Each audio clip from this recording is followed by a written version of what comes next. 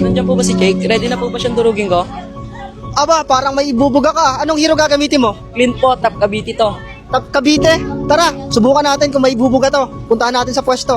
Guys, handa na daw siyang durugin ako. Baka puro angas ka lang, ha? Anong puro angas? Makikita mo mamaya. Kabang-kaba ako sa ralo na to guys kasi Clint yung ginamit niya sa aking hero. Napanood niya yata dati nung natalo ko ng isang pro. Hindi ako pina-score nung pro player na yon at hindi ko matanggap sa sarili ko hanggang ngayon. Kaya naman hindi ko nahahayaang maulit yun muli. Palalabasin ko na lahat ng aking pagtitimpi. Hindi ko pa siya kaya ngayong early kaya kada low HP ako dumidiretso na ako pa uwi. Antayin niya lang mamaya sa 8 akin siyang itutupi. Halos hindi ako makalabas sa unang first tower ko. Pinipilit niya akong asimin hanggang sa uminit ang aking ulo. Kung mapapansin nyo guys, puno pa yung buhay niya. Sa akin paubos na. Ngunit sa gagawin kong estratehiya, kayo ay mamamangha. Nagkunwa-kunwarian akong naduduwag. Huli ka, Balbon? Papasok ka pa, ha? Kahit na first blood ko na siya guys, tinatayuan niya pa rin ako sa labas ng tore. Nagiging matapang pa rin, animoy parang tigre. Napansin niyang isang one hit na lang ako dito kaya naisipan niya akong habulin. Bumitaw agad ako ng sibat upang siya ay takutin. Buong akala ko ligtas na sa paligid. Laking gulat ko, nandito pa rin siya umaali-aligid. Ang problema lang sa kanya guys, habol siya ng habol kahit alam niyang alanganin. Kapag binalikan kong muli upang hamunin, wala naman siya sa akin gagawin. Nung sinibat ko, sabay sinandal sa pader, dun ko siya inumpisang tuhog-tuhogin. Tunaw. Nang makabisado ko yung mga galaw niya guys, dun na nagsunod-sunod ang kanyang kamalasan. Uy, ba't ka dyan dumidikit? Ba't ka dyan dumidikit? Ba't ka dyan dumidikit, boy? Ultimo sa pagre-red lap niya, hindi ko tinatantanan. Kahit pa nakuha niya man, ang kapalit naman nun ay buhay niyang may katapusan. Hindi niya itong malilimutan kailanman. Tumabay pa siya!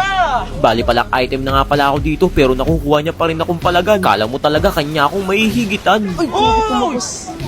Tumugos! Kung ano yung pinaranas niya sa akin kanina guys, yun naman yung gagawin ko sa kanya ngayon. Di ba nga tinatayo-tayuan niya lang ako? O ngayon, anong pakiramdam iho? Kung gusto mo, pasukin pa kita dyan sa loob ng base mo. Sabayan! Boom! Sa puntong ito, napagkamalan kong minions yung kalaban kasi isipin nyo, nakatayo lang ako dito at wala sanang balak man laban. Pero bigla siyang kinilabutan. Uy! Lusaw! Gigi. Talo na. Panalo na ba? Panalo na yan. TV na lang. Bili na ba tayo? Wala na, panalo na. Uy! Tagal Bigyan mo na natin. Bigyan mo na. Bigyan mo na. Patay ka. Tinda Ano? mo. Talo na, bigyan mo na. Nice game. Pero kahit talo ka, pili ka, finger sleeve or Cyrax perfume? Perfume na lang po. Perfume na lang. Binata na. Guys, kanya pinili lang finger sleeve Cyrax. Ang pinili niya ay Cyrax perfume. Nice game tol. Nice game tol. Lakas mo. Chamba? Kakaiba tong dumayo na to guys, talagang maangas. Saktong-sakto ko, tsaka kita. Oh, anong kailangan mo? Ngangati na kasi yung kamay ko. Lalampasuhin ko lang yung papato ko. Coach, ano yung sinasabi nito kanina? Lalampasuhin ka daw niya eh. Pahiyain mo nga. Oo, wala namang magagawa Kaya pala ganun siya magsalita sa akin kasi meron palang ibubuga. Halata sa galaw niya na palong-palong magmiya. Sakit ah. Napaatras niya kaagad ako guys, wala pang 1 minuto. Nakakahiya nga kasi ang ginawa ko sa kanya puro takbo. Syempre alam niyo naman guys na wala akong maipapalagyan sa una. Pero kung papaabutin niya ako ng late game, may kalalagyan siya. Intro pa lang naman kaya hinayaan ko lang siyang tipi-tipihan lang ako. Kumbaga nagpapasikat lang para mawala ako sa ralo. Burado sa akin mamaya to. Uy, tumitipis sa eyeballs. Kunwari na lang guys, hindi ako naiinis para hindi ako pagtawanan ng mga batang nanonood sa tabi ko. Sinubukan ko siyang sibatin pero sinadya ko tong hindi patamain. Oy, tama mo naman yan, idol. Narinig nyo yun guys, talagang tinatanggap ko na lang muna lahat ng mga sinasabi niyong masasakit na salita. Ganito pa naman yung gustong gusto ko, yung maangas sa una tapos sa bandang huli mapapahiya. Siguradong mapapasumbong na lang sa kanyang mama. Hindi na ako nakapagtimpi sa puntong to guys, sobrang napuno na ako. Ngunit bigla siyang nawala na parang multo. Paglitaw niya yung buhay ko biglang naging peso. Ito na. Ha? Hindi pa rin siya tumitigil kakarekol sa harapan ko guys, kaya kung mapapansin niyo yung mukha ko nakasimangot na. Gusto ko na nga siyang tanungin ano bang napapala niya sa ganyan ha. O sige na nga, pagbibigyan ko siya sa gusto niya. Sabayan pala ang kanyang nais, ngayon gagawin ko siyang mais. Pagmasdan niyo ha, parang winawalis. Bakit? Binigla ko siya sa part na to, hindi niya alam na nakawindchalant na ako.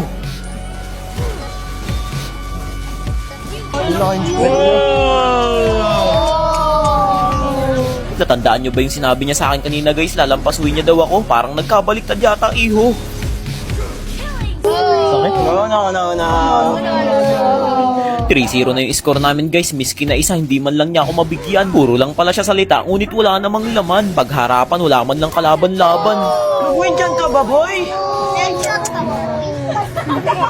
Dahil late game na guys, siya naman yung pinagtatawanan ngayon ng mga supporter ko dito sa amin. Maigi pa nga tong maliit niyang farm guys mas nahihirapan pa akong tunawin. Kesa naman sa kanya sa sobrang lambot, parang nagiging gelatin. Bali naisipan ko na nga pala dito sa loob na lang ng base niya tumambay. Hayaan na lang natin na ang mga minions ko ang kusang sumalakay. Pagmasdan nyo siya dyan guys, parang kinakabahan na. Siguro sa isip niya, tinatawag na ang kung sino-sino para lang magkaroon ng pag-asa. Ngunit hindi ko hahayaang mangyari yun. Sa mga sinambit lang niya kanina, bibigyan ko siya ngayon ng leksyon. At ayun na nga guys, ang naging resulta ng laban namin 4-0. Grabe, di man lang siya nakaisa sa akin. Nice game, idol.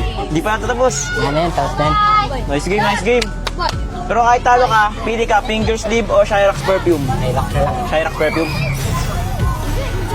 Sa mga gusto pa nga palang lumaban sa akin guys, abangan nyo lang lagi yung mga ina-upload ni Coach. Sasabihin niya kung kailan o anong araw ako nandun sa pwesto ko ng 1v1. Matanda o bata, wala akong pinipili. Lahat ay aking lalabanan. Basta kapag nandito na kayo, panindigan nyo lang ha. Paniguradong lalamunin kayo ng kaba. Guys, lalaban daw sa akin tong tatlong batang to, tas mag-isa ko lang 3 versus 1. Tatagos kaya tong mga to, mukhang may gatas pa sa labi ito eh. Dapat ikaw yung tinatanong niya, ba't tatagos ka ba sa akin?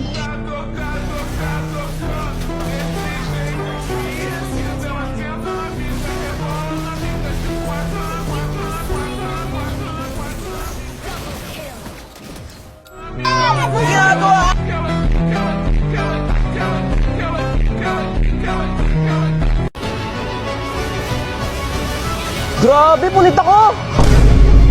Ang updi niya! Guys, mukhang malakas tong kalaban ko, naka-jersey pa ng ML oh. Mga kalalakas niya, idol. Galingan mo ha. Medyo malakas siya. Nakita ko yung history niya kanina. Hirap na hirap ako sa nakalaban kong to. Isipin nyo, ngayon lang ako nagkaroon ng ganitong katapat na hero. Sa buong buhay ko ng pakikipag 1v1, siya lang yung gumamit ng carry sa akin. Hindi ko tuloy na paghandaan kung paano ko siya kakounterin. Early pa lang talagang pinahirapan niya ako ng gusto. Pinilit kong sumabay pero pinagkait sa akin yun ng mundo. Sakit niya. Kung mapapansin nyo sa kanyang itsura, sobra niyang kalmado. Level 6 na agad siya, level 4 pa lang ako. Kung nandito lang kayo mismo guys, makikita nyo yung coach ko, pawis na pawis. Kasi kapag natalo to sa bahay namin, agad siyang aalis. Yun o, dikit sa bato. Tinatakbuhan ko na lang muna siya nung una kasi luging-lugi pa ako sa kanya. Prina-priority ko lang munang i-krill yung mga minions para hindi magap ang bida. Alam niyang lamang na lamang siya sa akin sa ngayon guys kaya kita nyo, napakatapang niya. Lapit ng lapit kaya labis akong naiirita. Kapag nakita kong nag-ulti na siya guys, napapa-atras na lang ako kasi alam ko na ang kahihinatnan nito. Pinapanatili ko na lang munang maging ligtas upang sa ganun hindi niya ako mapitas ng mapitas. Dumating pa sa puntong magre-red lap lang sana ako, nagulat ako, nagtatago lang pala siya sa damo. Wala na akong iba pang nagawa, nanahimik na lang kaysa gumawa ng gumawa. Hanep! Hindi ko na alam guys kung saan ba ako lulugar kasi lagi siyang nawawala sa mapa. Kahit saan mang lupalop ako magpunta, nandito lang siya biglang bumubulaga. Pinilit kong makalapit sa tore ko upang makapagtago pero wala pa rin. Grabe, pulit ako! Ang updi niya! Bali 0-3 na nga pala yung score namin sa part na to guys. Kita nyo naman, luging-lugi na ako sa item. 4 na yung sa kanya, akin 3 pa lang. Kumbaga kapag nagsabayan kami, mabilis niya lang ako mapapaslang. Ngunit sa bandang huli, katalinuhan pa rin talaga ang magwawagi. Ginamit ko na sa kanya yung pinakatatago kong strategy. Nagkunwa-kunwarian akong natatakot ako sa kanya para habulin niya ako ng husto. Syempre ang iniisip niya, nakauwi na ako. Ang hindi niya alam, nandito lang ako nagtatampo sa damo. Siguro guys, naging kampante na rin siya. Akala niya hindi ko siya papalagan. Pwes ngayon kami magkaalaman.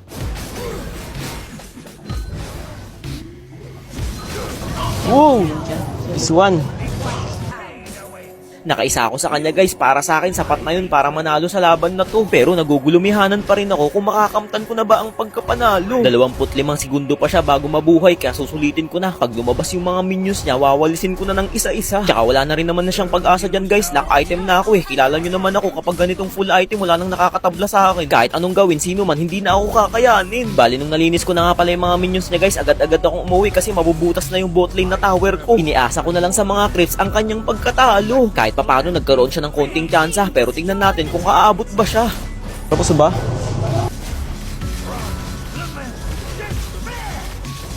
Guys, grabe, nakaisa lang ako. Last na ito guys. Nice game, nice game, nice game. Pili ka, finger sleeve o Shyrax? Shyrax. Shyrax perfume. Sana lang guys.